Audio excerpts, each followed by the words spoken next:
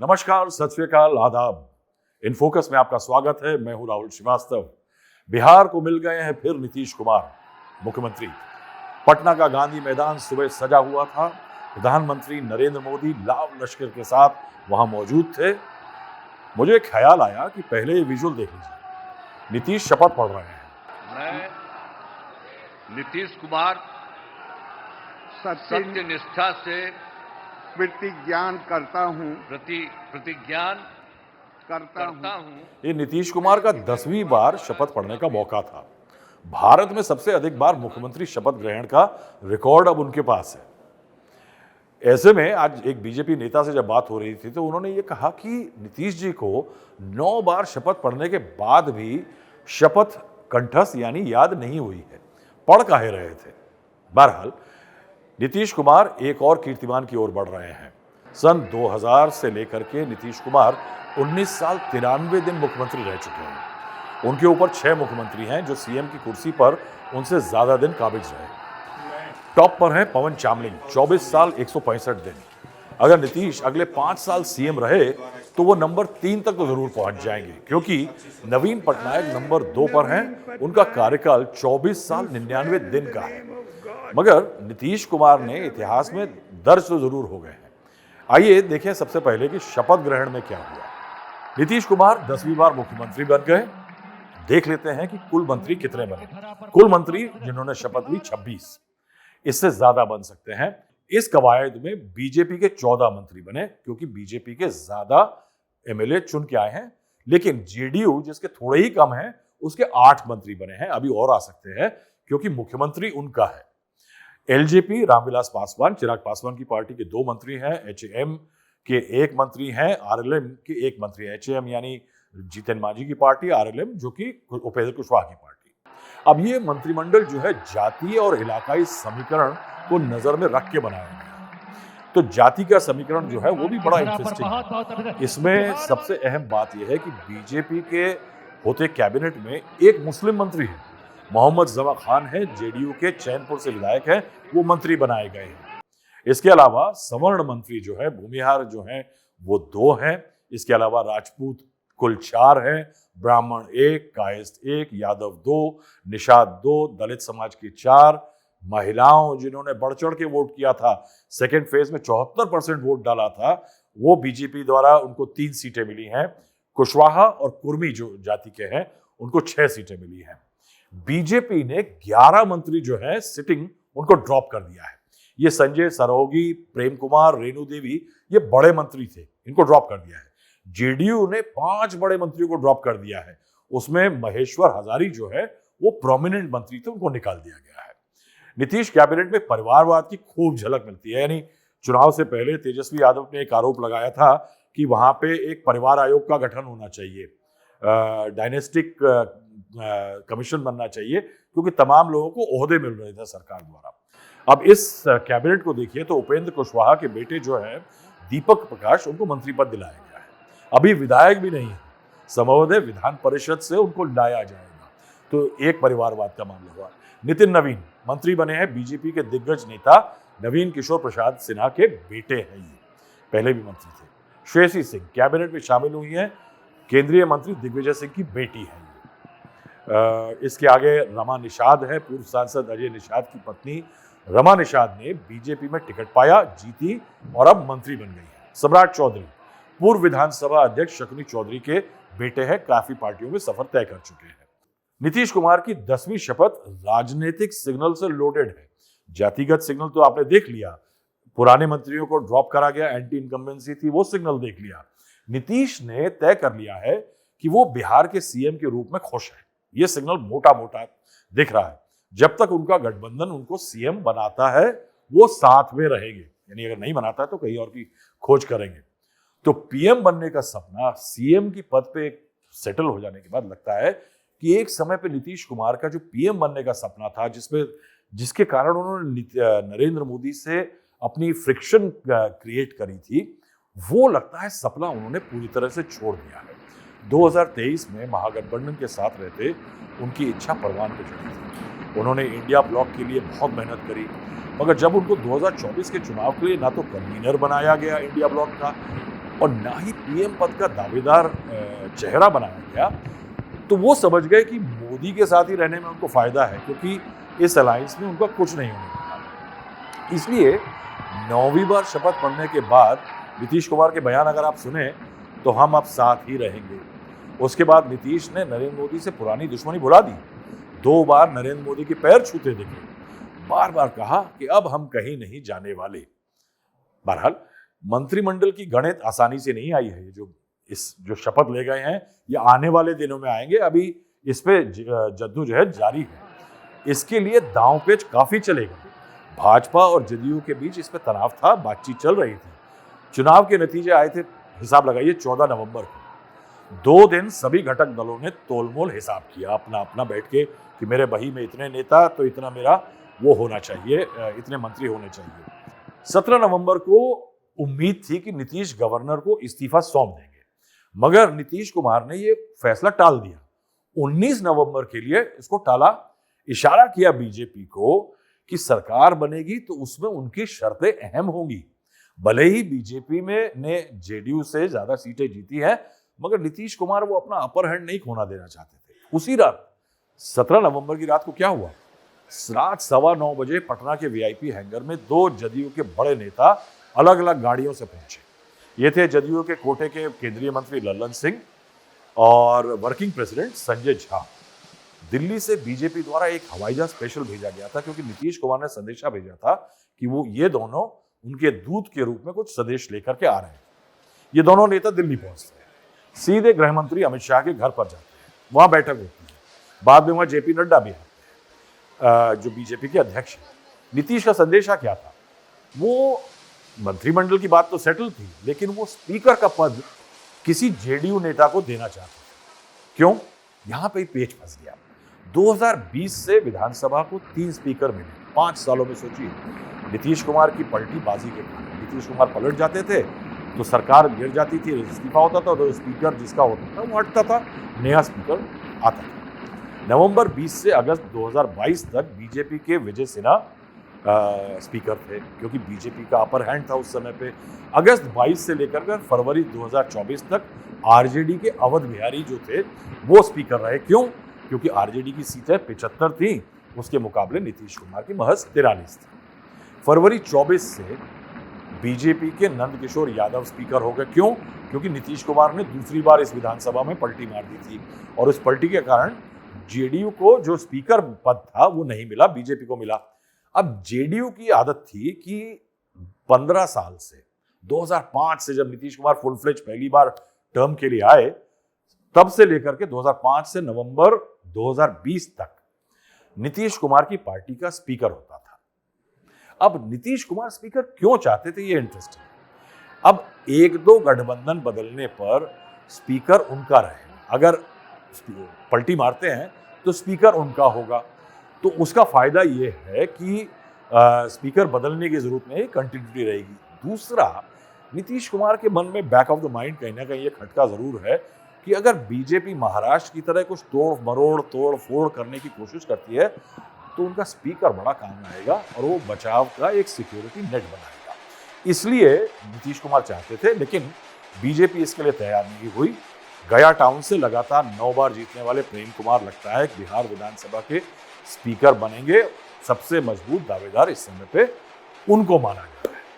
अब 10वीं शपथ के बाद ये देखना होगा कि नीतीश क्या अब फिर पाला बदलेंगे, क्योंकि 2000 से नीतीश ने गठबंधनों में पलटीबाजी करके सिर्फ सीएम की कुर्सी से चिपकने का काम नहीं किया है, इसमें पॉलिटिकल स्ट्रैटेजी भी थी। यानी सिर्फ मोटिव सीएम बनना नहीं था, हर बार एक पार्टी से गठबंधन जोड़ के कुछ सीटें अपनी लाके कुछ सीटें उसकी ला करके उसके बाद तोड़ करके उन्होंने दूसरे से अपना अलायंस करके अपने सहयोगी जो भी पार्टियां जिस समय पे रही हैं उनको और बिहार के मुख्य दलों को जो ऊपर उठने की कोशिश होती है ना, उसको चोट पहुंचाई है। मैं इसका आंकड़ा दूंगा आपको। ये बड़ा डेलिकेट खेल खेला है नीतीश कुमार ने, और इसको समझने की जरूरत है कि अलायंस के जरिए वो सीट पाते थे, एक पार्टी बड़ी होती थी, मगर उस मोमेंटम को नीतीश कुमार अलायंस तोड़ करके खराब कर देते थे, तो उस पार्टी को वापस ड्राइंग बोर्ड पे पहुंचना होता है। अब उदाहरण के तौर पर अगर देखें तो बीजेपी के 2010 में नीतीश के 115 आए थे, मगर बहुत बढ़िया अलायंस ने काम किया था एनडीए ने, तो 91 सीट आए थे। ऊंचाई पे पहुंच गई थी बीजेपी पहली बार। मगर 2015 में नीतीश लालू से जाकर के मिल गए, चुनाव हुआ, बीजेपी 91 से लुढ़क गई 55 पर। तब से लेकर के उसे 15 साल लगे हैं 2025 में 80 से ऊपर अपना आंकड़ा ले जाने में। It has taken BJP 15 years to get back to that level of 2010 और क्लोज टू इट। उधर 2015 में आरजेडी जो थी वो 80 से ऊपर चली गई थी, 80 के ऊपर चली गई थी। 2020 में नीतीश कुमार बीजेपी के साथ आ गए, वो 75 पर आ गई। और इस बार वही आरजेडी जो 80 पे थी 2015 में, वो 25 पर आ गई है। आप समझिए कि बीजेपी के साथ गए, बीजेपी का साथ तोड़ा तो बीजेपी लुढ़क गई, रिकवरी में टाइम लगा। नीतीश आरजेडी के साथ गए, आरजेडी की सीटें आई, उनको छोड़ दिया, वो लुढ़कते लुढ़कते आरजेडी अब 25 पे आ गई है। यानी एक समय के जो रेल मंत्री हैं नीतीश कुमार, वो गठबंधन बनाकर और फिर तोड़कर बिहार की पार्टियों को लगातार डीरेल करते रहे हैं। ये डीरेलमेंट जो है, ये बड़ा इंटरेस्टिंग एलिमेंट है नीतीश कुमार का। क्या अब वो पलटी मारेंगे, क्या वो फिर डीरेल करेंगे, इसको मैं प्रोग्राम के एंड में बताऊंगा आपको कि उसके क्या चांसेस हैं। अब मैं आपको बताता हूं कि कैसे 9 शपथ हुई नीतीश कुमार की, किन सर्कमस्टेंसेस में हुई, और उस पलटी का कहां पे पलटी खाई और उस पलटी का क्या असर हुआ, इसका मैं पूरा ब्यौरा देता हूं। तो सबसे पहले नीतीश कुमार की शपथ हुई वर्ष 2000 में। 2000 जो था वो अहम साल था। चुनाव हुआ फरवरी 2000 में। अविभाजित बिहार था, उस टाइम पे बिहार बटा नहीं था, झारखंड नहीं पैदा हुआ था। 324 सीटें हुआ करती थी। बहुमत का आंकड़ा करीब 163 हुआ करता था। सहयोगी थी बीजेपी प्लस। अब एनडीए प्लस की आई 151 सीटें, आरजेडी प्लस की आई 159 सीटें। अब इसमें क्या हुआ कि आरजेडी जो थी सीपीएम के साथ गठबंधन में, उसकी 126 थी, उसमें आरजेडी की 124, एनडीए की 122, बीजेपी की 67, समता पार्टी 34। तो यानी बिखराव हुआ था शरद यादव की पार्टी का। कांग्रेस को 23 सीटें आई थी, निर्दलीय 20 ले गए थे, जो अदर्स थे बाकी उनके 35 सीटें आई थी। उसके बाद आती है नीतीश की शपथ नंबर 2। साल था 2005। ये बड़ा इंपॉर्टेंट साल था। एक साल में 2 विधानसभा चुनाव हो गए साहब। बीजेपी सहयोगी थी नीतीश कुमार की। 27 फरवरी 2005 को एक हंग असेंबली का वर्डिक्ट आया। आरजेडी की 75 थी, एनडीए की 92, बीजेपी 55 थी, जेडीयू 37। एलजेपी जो थी वो 29 सीटें ले आई थी। रामविलास पासवान की परफॉर्मेंस अच्छी रही थी। निर्दलीय जो थे वो 17 थे, अन्य 30 थे। सरकार नहीं बन पाई, नंबर्स गेम नहीं काम किया। तो 6 मार्च 2005 को राष्ट्रपति शासन लागू हो गया। 27 मई 2005 को, since no government was likely to be formed, यानी नंबर गेम नहीं था। कहते हैं कि कॉन्स्टिट्यूशनल हिसाब से गवर्नर एक्सप्लोर करते हैं कि is there the possibility of electing a democratically elected government. वो पॉसिबिलिटी ना देखते हुए 22 मई 2005 को विधानसभा भंग हो गई। अक्टूबर नवंबर 2005 में चुनाव के परिणाम आए। 22 नवंबर 2005 को एनडीए की आई 147 सीटें, स्पष्ट बहुमत था। सहयोगी थी बीजेपी नीतीश कुमार की। जेडीयू के आए 88 पे राइज किया, बीजेपी के आए 55, आरजेडी 54, एलजेपी 10 और अन्य के थे 26। 24 नवंबर 2005 को नीतीश कुमार दूसरी शपथ पढ़ गए। श्री नीतीश कुमार से अनुरोध है कि वे कृपया मंच पर शपथ ग्रहण करने के लिए पधारें। मैं नीतीश कुमार। इसके बाद ये पहला टाइम था जब नीतीश कुमार पूरा कार्यकाल कायदे से निभा गए। उसके बाद आई नीतीश कुमार की अगली शपथ। वर्ष था 2010। 2010 में एनडीए को बहुत अप्रत्याशित जीत मिली। एनडीए को 243 में से 205 सीटें मिली।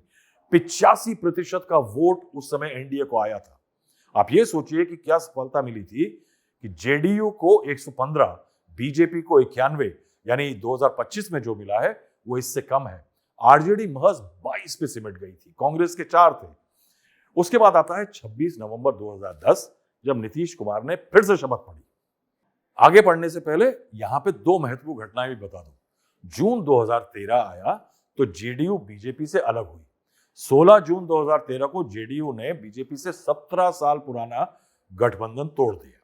कारण नरेंद्र मोदी प्रधानमंत्री के उम्मीदवार घोषित हुए थे बीजेपी के द्वारा। ये हुआ था जून 9-10-2013 को, और उसके बाद सितंबर के महीने में उनको पीएम का कैंडिडेट घोषित कर दिया गया था। शरद यादव का संयोजक पद से इस्तीफा हो गया एनडीए के। मई 2014 में नीतीश कुमार का इस्तीफा हो गया, उन्होंने इस्तीफा दे दिया कि मैं इस सरकार के साथ नहीं चल सकता हूं। मई 2014 में लोकसभा के चुनाव हुए, जेडीयू को महज 2 सीटें आई, बीजेपी ने बिहार में 22 सीटें जीत ली। 20 मई 2014 को नीतीश कुमार ने मॉरल हाई ग्राउंड लिया। ये नीतीश इसको करने में बड़े सक्षम थे, रेल मंत्री के होते हुए एक्सीडेंट हुआ तो उन्हें इस्तीफा दिया। तो नीतीश ने इस्तीफा दे दिया और क्या किया कि जीतन राम मांझी को चीफ मिनिस्टर बना दिया। ये भी टैक्टिकल अच्छा मूव था। क्यों अच्छा मूव था? क्योंकि जीतन मांझी जो है वो मुसहर जाति से आते हैं, समाज की सबसे निचली सीढ़ी जो मानी जाती है उससे आते हैं। तो मुसहर को सीएम बनाया जाना एक फैक्टर बना है। आज तक जहां भी हम इस चुनाव में बिहार के मुसहर बस्तियों में गए, वहां नीतीश कुमार के लिए बिल्कुल अडिग सपोर्ट है। उसके बाद क्या हुआ कि लालू नीतीश साथ हो गए इस्तीफे के बाद। 20 साल बाद ये दोस्ती यारी दोबारा शुरू हुई। एक समय पे इमरजेंसी के आंदोलन में जेपीजी के आंदोलन जो था उसमें साथ हुआ करते थे, यानी लोहिया के समाजवाद और जयप्रकाश नारायण के आंदोलन, उसके दोनों साथी दोबारा 20 साल बाद मिल गए। 11 अगस्त 2014 को हाजीपुर में एक जनसभा हुई। आरजेडीयू, जेडीयू, कांग्रेस गठबंधन अगस्त 2014 के उपचुनाव में 10 में से 6 सीटें जीते। जब चुनाव इकट्ठे लड़ गए नीतीश कुमार, लालू यादव और कांग्रेस पार्टी महागठबंधन के, तो नीतीश की अगली शपथ आती है। वर्ष था 2015।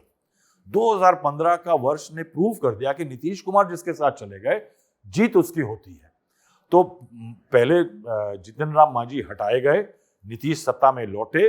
मांझी सिर्फ 9 महीने के सीएम रह पाए, लेकिन पार्टी के भीतर उनके खिलाफ काफी असंतोष था। जेडीयू विधायक और मंत्री उनको हटाने की मांग कर रहे थे। 22 फरवरी 2015 को नीतीश कुमार फिर सीएम बने। नीतीश की एक और शपथ हुई 2015 के आते आते, क्योंकि उस समय उन्होंने सहयोगी बना लिया महागठबंधन को। 8 नवंबर 2015 को चुनाव के रिजल्ट आए। महागठबंधन को 178 सीटें मिली। बीजेपी और प्लस जो था वो लुढ़क करके 53 पे आ गए, 53, यानी बीजेपी 2010 के 91 से 53 पे आ गई थी। उस समय पे आरजेडी की देखें तो 80 सीटें आई थी, जेडीयू 71 पे थी, कांग्रेस 27 पे थी। तो ये पार्टियां जो है अच्छा कर गई उस चुनाव में। नीतीश कुमार ने शपथ पढ़ी। 20 नवंबर 2015 को तेजस्वी यादव उप मुख्यमंत्री बने। चुनाव प्रचार जो था उस समय पे याद रखिएगा प्रशांत किशोर की आईपैक टीम ने संभाला था। यही आईपैक टीम ने एमजीपी को सफलता दिलाई थी। हालांकि इस बार जब वो इम्तिहान में खुद बैठे प्रशांत किशोर, तो उनको सीटें नहीं आई हैं, मगर कहते हैं कि फ्यूचर ब्राइट है। उसके बाद नीतीश की एक और शपथ हुई। वर्ष आया 2017। वर्ष 2017 में नीतीश कुमार बहाना ढूंढ रहे थे आरजेडी से पिंड छुटाने का। 20 महीने आरजेडी के साथ उनकी सरकार चल रही थी। उन्होंने सहयोगी बनाया बीजेपी को। तेजस्वी यादव पर भ्रष्टाचार के आरोप आ रहे थे, तो नीतीश कुमार ने उस आरोप को पकड़ लिया, उसको अपना तकिया बना के उस बीजेपी की तरफ पलट गए। आरजेडी ने तेजस्वी को हटाने से इनकार कर दिया कि डिप्टी चीफ मिनिस्टर से नहीं हटेंगे। नीतीश कुमार की बाछें खिल गई।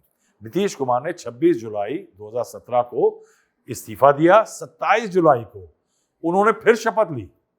इस बार सुशील मोदी बीजेपी के उप मुख्यमंत्री बने। नया सहयोगी मिल गया बीजेपी प्लस। अब नीतीश की अगली शपथ, साल था 2020। बीजेपी सहयोगी चल रहा था। चुनाव में परफॉर्मेंस बीजेपी की तो सुधर गई, 74 सीटों पे आ गई। रिजल्ट आए थे 10 नवंबर को 2020 को। एनडीए को कुल 125 सीटें मिली। आरजेडी सबसे बड़ी पार्टी बनी 75 की, लेकिन पेच फंस गया साहब। बीजेपी पहली बार जेडीयू से बड़ी पार्टी बन गई थी। 74 सीटें आई बीजेपी की, जेडीयू की 43 आई। 2015 के 71 से काफी कम। चिराग पासवान ने क्या किया कि अलग लड़ गए, क्योंकि उनको सीटें ज्यादा चाहिए थी। नीतीश विरोध कर रहे थे और बिहार में एक नया यंग नेता नहीं पैदा होने देना चाहते थे, वो भी ऐसे वर्ग से, दलित वोटर्स से।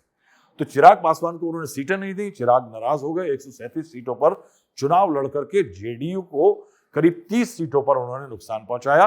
कुल मिला के कहते हैं कि 38 से 40 सीटों पर एनडीए को नुकसान पहुंचाया। इसके अलावा उपेंद्र कुशवाहा भी अलग लड़ गए थे, तो नीतीश कुमार को उसका भी नुकसान हुआ, क्योंकि कोयरी वोट जो था उनके साथ चला गया। 16 नवंबर 2020 को नीतीश की अगली शपथ हुई, फिर से उन्होंने शपथ पढ़ ली। अब नीतीश की शपथ में अगर आप देखें तो आते आते 2 साल बाद मामला फिर बिगड़ने लगा। अब इस बार पलटी मारी नीतीश कुमार ने। 10 अगस्त 2022 को नीतीश कुमार की एक और शपथ हुई, यानी नंबर 8। कारण क्या था नीतीश कुमार की एनडीए से एमजीपी महागठबंधन की तरफ पलटी का? 2022 में उद्धव ठाकरे सरकार गिरने से नीतीश कुमार सशंकित हो गए थे, उसको उन्होंने बहाना बनाया।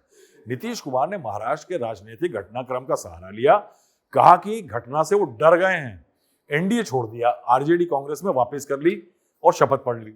हुआ यह था कि शिवसेना उद्धव ठाकरे मसल फ्लेक्सिंग कर रहे थे बीजेपी को, बीजेपी ने उनकी पार्टी ही चुरा ली और उसके कारण से नीतीश ने कहा कि अब मुझे डर लग रहा है। तो नीतीश को बीजेपी पर जेडीयू को तोड़ने की आशंका थी। 9 अगस्त 2022 को नीतीश ने इस्तीफा देकर बीजेपी पर पार्टी तोड़ने की कोशिश का आरोप लगा दिया, आरजेडी कांग्रेस के साथ फिर से सरकार बना ली, यानी एक और शपथ हो गई। अब आती है उनकी आज से पहले आखिरी शपथ, शपथ नंबर 9, साल 2024।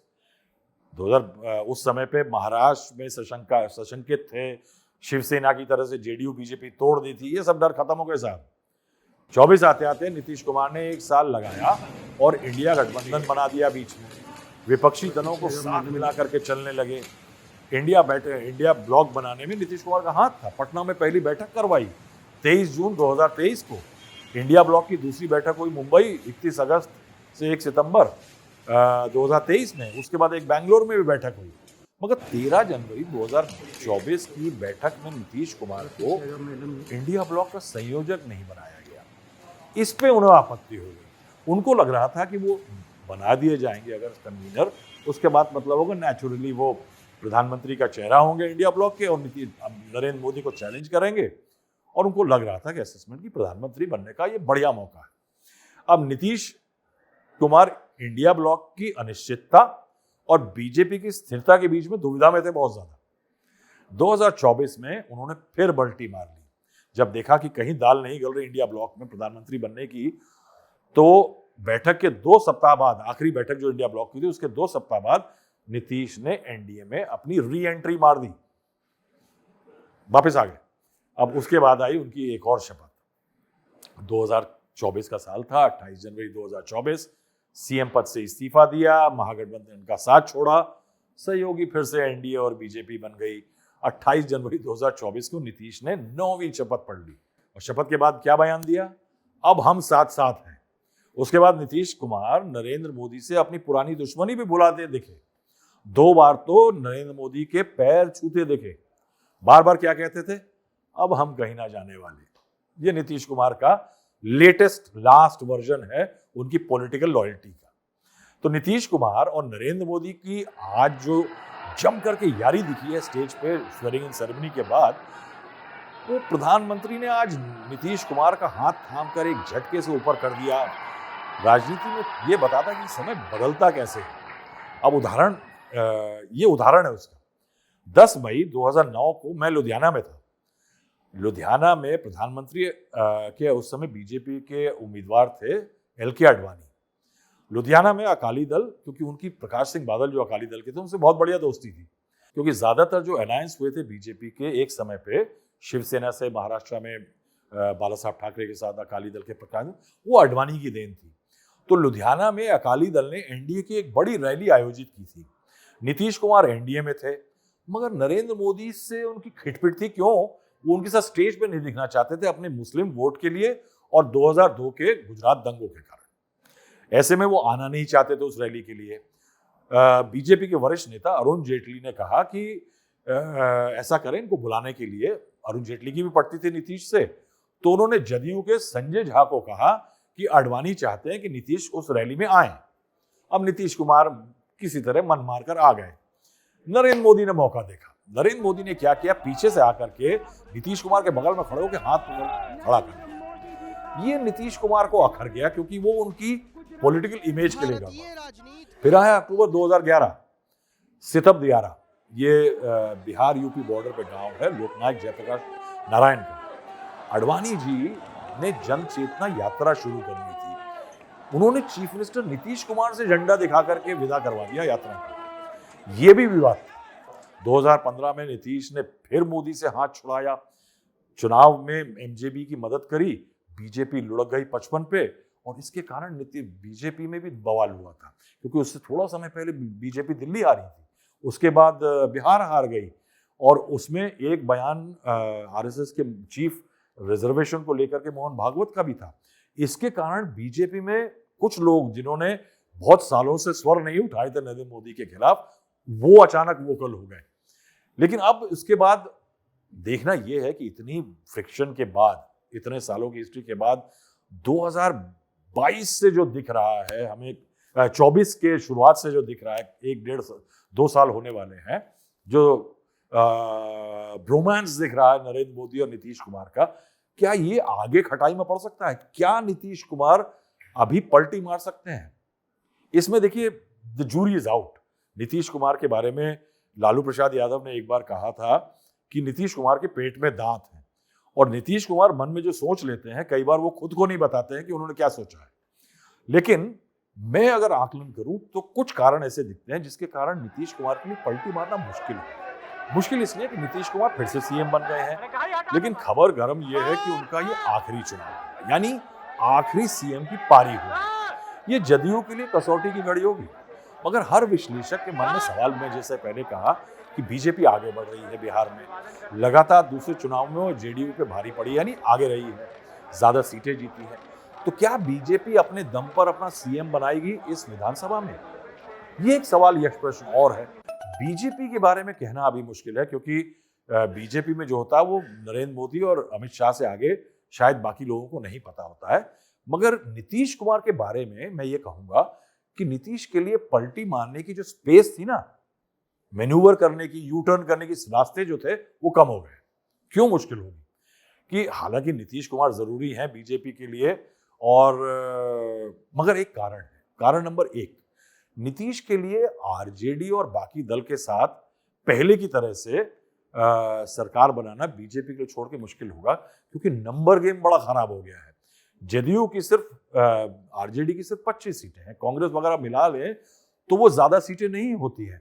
नीतीश कुमार के 80-84 एमएलए हैं इस टाइम पे, उनको मिला दें तो वो हाफवे मार्क के करीब होंगे, मगर बहुत ज्यादा डिपेंडेंस होगी। दूसरा, क्या बीजेपी एक धोखा और सहलेगी?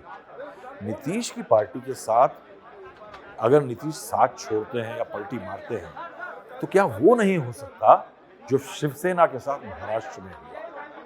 मगर फिर भी एक्सपर्ट कहते हैं कि जिनका ना जान पाया आर या पार, वो है नीतीश कुमार।